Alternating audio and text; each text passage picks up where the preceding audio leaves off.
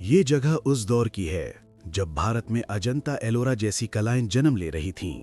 7वीं-9वीं शताब्दी और ताजमहल तो 800 साल बाद बना। 99,99,999 मूर्तियां, कम से कम कहानियां यही कहती हैं। एक ही पहाड़ी पर पूरी पहाड़ी को तराश कर, और फिर भी भारत के इतिहास की किताबों ने इसे लगभग मिटा दिया। लेकिन क्यों? आज जो मैं आपको बताने वाला हूं वो सिर्फ त्रिपुरा की एक जगह की कहानी नहीं है। ये दिखाता है कि इतिहास किसे याद रखता है और किसे चुपचाप भुला देता है। उनाकोटी, एक ऐसा नाम जो शायद आपने पहली बार सुना हो, लेकिन अगर मैं आपसे पूछूं कि भारत में सबसे बड़ी रॉक कट मूर्तिकला कहाँ है, आप शायद कहेंगे एलोरा या खजुराहो या महाबलीपुरम। लेकिन उनाकोटी वो किसी की जुबान पर नहीं आता, और इसके पीछे का सच वो आपको ये सोचने पर मजबूर कर देगा कि हमारी सभ्यता क्या भूलना चाहती है और क्यों। और वीडियो के बीच में जो तथ्य आएगा वो इस कहानी को एक बड़े सांस्कृतिक नुकसान से जोड़ देता है। आमतौर पर हमें बताया जाता है कि भारत में पत्थर की मूर्तिकला अजंता एलोरा या खजुराहो से शुरू हुई, लेकिन असल तस्वीर इससे काफ़ी अलग है। असल में उनाकोटी बना था 7वीं-9वीं शताब्दी के बीच त्रिपुरा के कैलाशहर इलाके में, घने जंगलों के बीच, जहां पहुंचना आज भी आसान नहीं है। पहला तथ्य, ये सिर्फ मंदिर नहीं है, ये पूरी पहाड़ी को तराश कर बनाई गई कला है। पत्थरों को काट कर, पत्थरों को उकेर कर, बिना किसी आधुनिक औजार के। दूसरा तथ्य, यहाँ शिव, गणेश, दुर्गा की विशालकाय मूर्तियां हैं, लेकिन इनके साथ हजारों छोटी आकृतियां भी हैं, देवी देवताओं की, गणों की, पशु पक्षियों की, जिनका मतलब आज तक पूरी तरह समझा नहीं गया।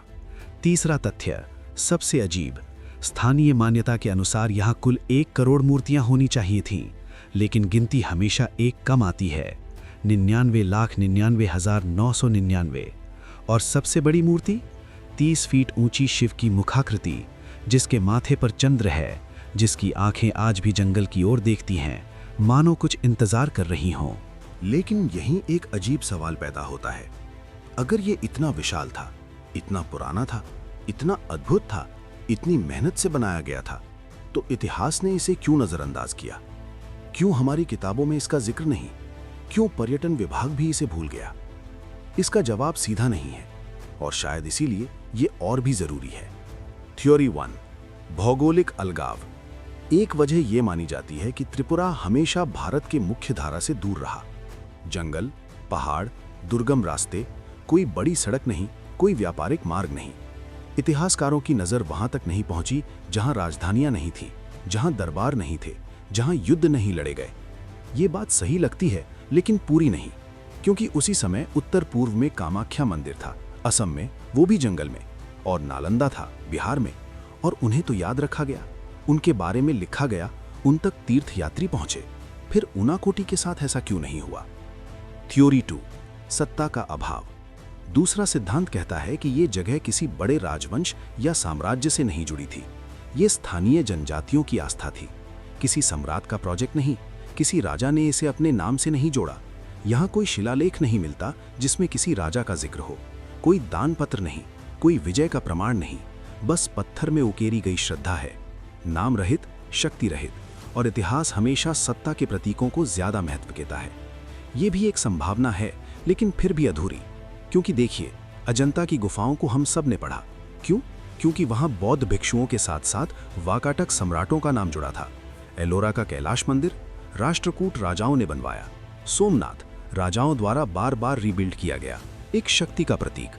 केदारनाथ मेजर पिलग्रिमेज सेंटर, शाही संरक्षण मिला। लेकिन उनाकोटी, यहाँ न राजा था, न सेना, न खजाना, बस आस्था थी, और आस्था को रिकॉर्ड नहीं किया जाता, सिर्फ साम्राज्य को किया जाता है।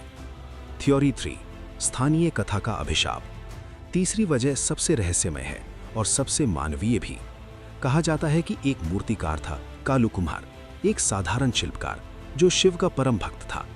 एक दिन शिव ने उसे स्वप्न में दर्शन दिए और कहा कि एक रात में 1 करोड़ मूर्तियां बनाओ, तभी तुम मेरे साथ कैलाश जा सकोगे। कालू कुमार ने हामी भर दी। उसने उसी रात काम शुरू कर दिया, पत्थरों को तराशना, आकृतियां गढ़ना, हजारों, लाखों। वो पूरी रात काम करता रहा, पसीने से लथपथ, हाथों में खून, लेकिन रुका नहीं। 99,99,998 99,99,999 और फिर सुबह हो गई। मुर्गे ने बांग दी, सूरज निकल आया। एक मूर्ति अधूरी रह गई, बस एक, और शिव ने उसे शाप दे दिया, तुम यहीं पत्थर बनकर रहोगे। आज भी उनाकूटी में एक विशाल मुखाकृति है, 30 फीट ऊंची, जिसे कालू कुमार माना जाता है। मानो वो आज भी वहीं खड़ा है, अपनी अधूरी कला को देखते हुए। ये कहानी मिथक लगती है, एक लोक कथा, लेकिन ये भी पूरी सच्चाई नहीं है, क्योंकि हर मिथक के पीछे एक गहरा सच छुपा होता है। अब तक ये कहानी आपको एक सामान्य धार्मिक इतिहास लग रही होगी, एक भूली हुई जगह, कुछ पुरानी मूर्तियां, एक स्थानीय मिथक। लेकिन अब जो आने वाला है वो इंसानों की सबसे पुरानी गलती को दिखाता है, वो गलती जो हम आज भी कर रहे हैं और जिसकी कीमत हमारी अपनी विरासत चुका रही है। असल वजह ये नहीं थी कि लोग इसे नहीं जानते थे, असल वजह ये नहीं थी कि ये दूर था, असल वजह ये भी नहीं थी कि ये शैव या वैष्णव था। असल वजह ये थी कि जब कोई जगह सिर्फ स्थानीय आस्था का हिस्सा बन जाती है, जब वो किसी बड़े साम्राज्य का प्रतीक नहीं बनती, जब उसे किसी राजा ने अपने नाम से नहीं जोड़ा, जब उस पर कोई विजय पताका नहीं लहराई, तो इतिहास उसे महत्वपूर्ण नहीं मानता। उनाकोटी को भुलाया नहीं गया, इसे दर्ज ही नहीं किया गया, क्योंकि ये आम लोगों की आस्था थी, जनजातियों की कला थी, राजधानियों से दूर जंगल में छिपी हुई एक परंपरा थी। कोई इतिहासकार यहां नहीं आया, कोई दरबारी लेखक यहां नहीं पहुंचा, कोई विदेशी यात्री इसे देखकर नहीं गया, क्योंकि इतिहास हमेशा शक्ति को रिकॉर्ड करता है, श्रद्धा को नहीं।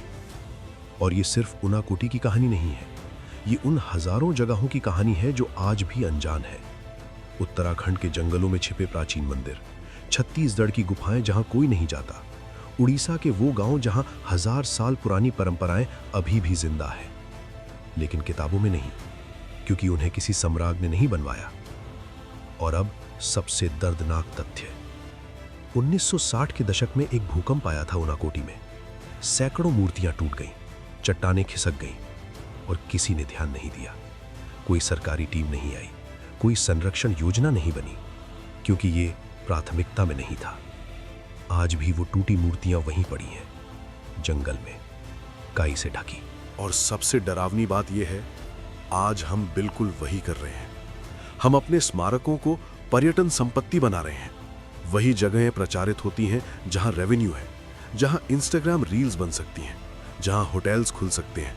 बाकी सब, चाहे वो कितनी भी पुरानी हो, कितनी भी पवित्र हो, वो सिर्फ जंगल में सड़ रही हैं। उनाकोटी आज भी जीर्ण शीर्ण हालत में है।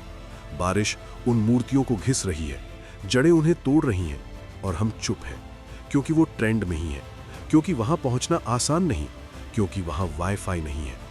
लेकिन रुकिए, ये सिर्फ स्मारकों की बात नहीं है, ये उस सोच की बात है जो हम बचपन से सीखते आए हैं, कि जो प्रसिद्ध है वो महत्वपूर्ण है, जो किताब में है वो सच है, जो सबको पता है वही देखने लायक है।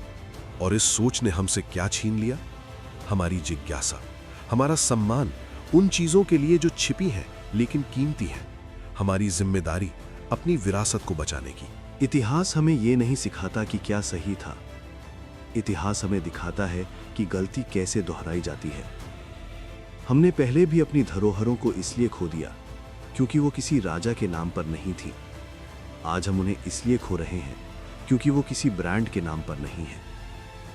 और देखिए विडंबना, कालू कुमार की कहानी में उसे शाप मिला था क्योंकि एक मूर्ति अधूरी रह गई थी, लेकिन असलियत में शाप हमें मिलना चाहिए क्योंकि हमने 99,99,999 मूर्तियों को भी अधूरा छोड़ दिया।